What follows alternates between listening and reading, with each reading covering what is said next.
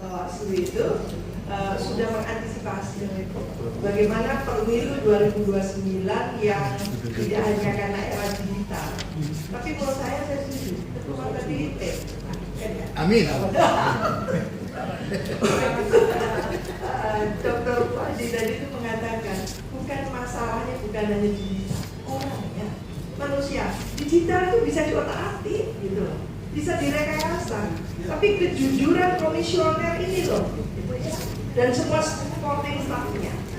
Jadi menurut saya kita itu mau membawa pemilu yang akan datang, pemilu morat-marit, silang sengkarut, atau pemilu beneran bagus. Masya Allah itu ada KPU beneran ya. DKI, DKI berdiri dong, orang Muhammadiyah kayaknya. Ya. Oh, di kandang Muhammadiyah berani ya, tapi kayaknya takut saya. Muhammadiyah suaminya NU. Jadi Pak Adi juga NU.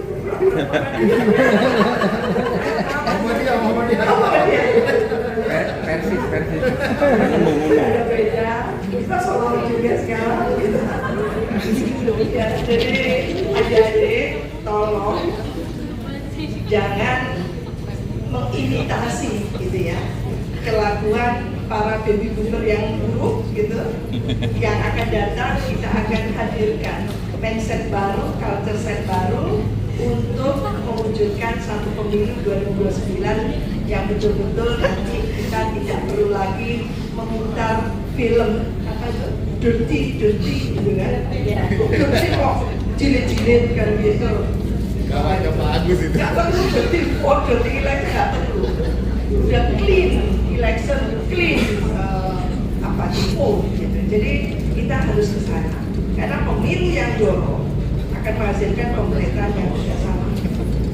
Jadi pemilu tidak di ruang kosong, tapi pemilu kaitannya dengan nanti pemerintahan di mana.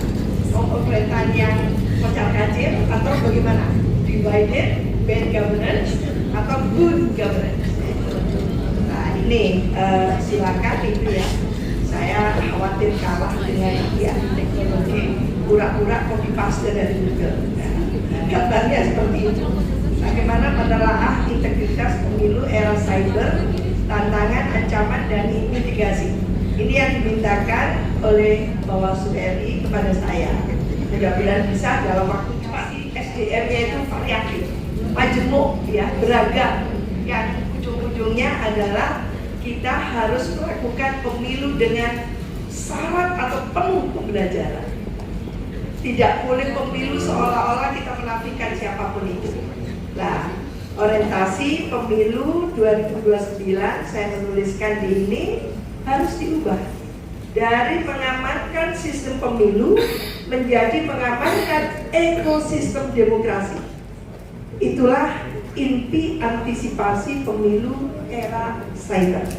Bukan memusuhi teknologi, tetapi memastikan teknologi tetap tunduk pada prinsip demokrasi, integritas pemilu ya, dan hak warga negara dan kedaulatan rakyat.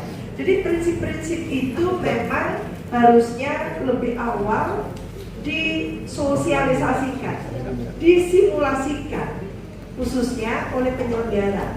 Bawaslu sudah dinaikkan kelasnya, otoritasnya menjadi penyelenggara bersama dengan KPU RI.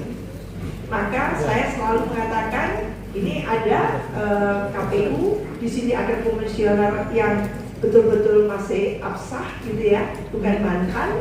Maka sebetulnya sukses tidaknya itu ada di Bawaslu. Kalau Bawaslunya diem, tidak proaktif, selesai sudah kau ngali kok gitu. Memang pahit kalau ngomong ini, tapi itu kenyataannya. Tapi kalau nggak mau digugat oleh rakyat, tidak seperti pemilu 2024 kemarin, kita mulai antisipasi mulai sekarang. Yang lalu kita gembor-gemborkan gitu ya, suarakan kencang. Jangan lagi ada politisasi sara. Berhasil. 2024 nyaris tidak ada politisasi identitas. Tidak ada. Tapi gantinya ada alam kepala.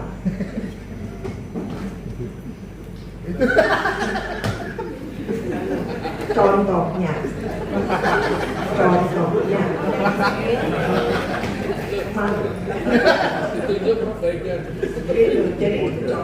Jadi kita tidak mau lagi memproduksi konstitusi ya setelah saya ngomong keputusan MK gimana apa cinta saya sudah ngomong ratusan kali tentang MK masih dipersoalkan. Takut saya tidak balas itu Prof. Fitri. Jadi saya ketar-ketir kalau ketemu beliau karena saya termasuk yang wah, selamat datang Pak Ustadz. Itu yang nggak boleh disinari ya, yang disinari. Ini calon-calon yang luar biasa yang datang di sini, tolong disinari. Gitu. Yang sana nggak boleh lagi. Lanjut, ini Bapak Ibu sekalian, kita melihat bahwa pemilu era cyber ini menuntut perubahan paradigma, bahwa ancaman pemilu tidak lagi hanya berupa manipulasi surat suara, politik uang atau pelanggaran di TPS, tapi juga manipulasi data. Jadi ada istilahnya era digital atau tidak, cyber atau tidak, curang itu kuncinya bukan di cyber, kuncinya di manusianya, itu loh. Jadi manusianya ini yang otaknya harus dicuci, gitu loh. Saya kadang ini ngomong di Muhammadiyah, saya orang Muhammadiyah, gitu. Kesel saya kadang. Ini harus kita cuci, kita serius sekali itu. Ini ada Mas Mahmud yang panselnya kemarin di ORI gitu. Saya tuh mau kejar ada dia, nggak tega. Kejar itu. Iya pula ini gagal saya. Jadi kan saya pansel juga tahu otoritas kita pansel untuk memilih komisioner atau pimpinan yang ada di komite-komite tadi itu. Nggak usah segan-segan. Nanti jangan-jangan kita nggak boleh jadi pansel, nggak apa-apa juga. Resiko saya terima itu nggak apa-apa. Tapi kita harus suarakan kebenaran itu. Pemilu era cyber juga menghadirkan paradoks baru. Tadi Mas Puadi sudah mengatakan itu bahwa teknologi itu dapat membuat pemilu lebih transparan. Satu sisi ya, lebih cepat gitu ya, partisipatif. Tetapi juga jangan dikira tidak memberikan dampak lain. Jadi pada saya sama ternyata juga bisa membuat manipulasi politik gitu kan, menjadi lebih marah karena bisa dikotak-atik lewat dengan jemari saja langsung gitu kan, bisa BIM sama BIM bisa ada gedabrak. Ya, ini saya kasih warna hijau ya. Karena itu agenda pemilu 2029 harus bergerak dari reaktif ya terhadap pelanggaran menuju antisipatif, prediktif dan berbasis resiko digital. Jadi menurut saya sudah 6 kali pemilu nasional, ribuan kali pilkada di provinsi kabupaten kota. Sudah lebih dari cukup untuk lesson learn gitu ya.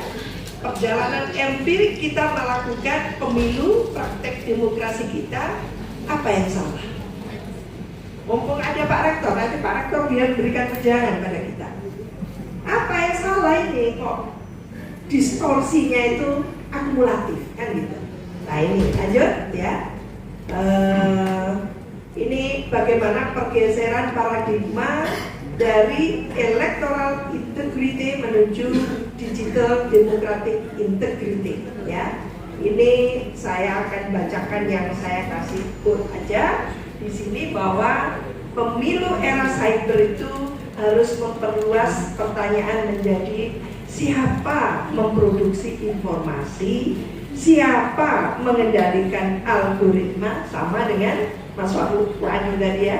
Siapa yang mempengaruhi pemilih, bagaimana data digunakan, dan apakah pilihan politik warga itu benar-benar terbentuk secara bebas, tidak manipulatif, tidak vote buying, tidak pemilih itu dimobilisasi dengan uang-uang receh. Itu yang penting. Mampukah penyelenggara melaksanakan voter education? Kalau kita masih memilih one man one vote, pemilunya langsung, mau tidak mau, suka tidak suka harus dilakukan gitu ya, satu literasi, satu pendidikan politik, voter education, supaya memunculkan, menambah jumlah smart voter.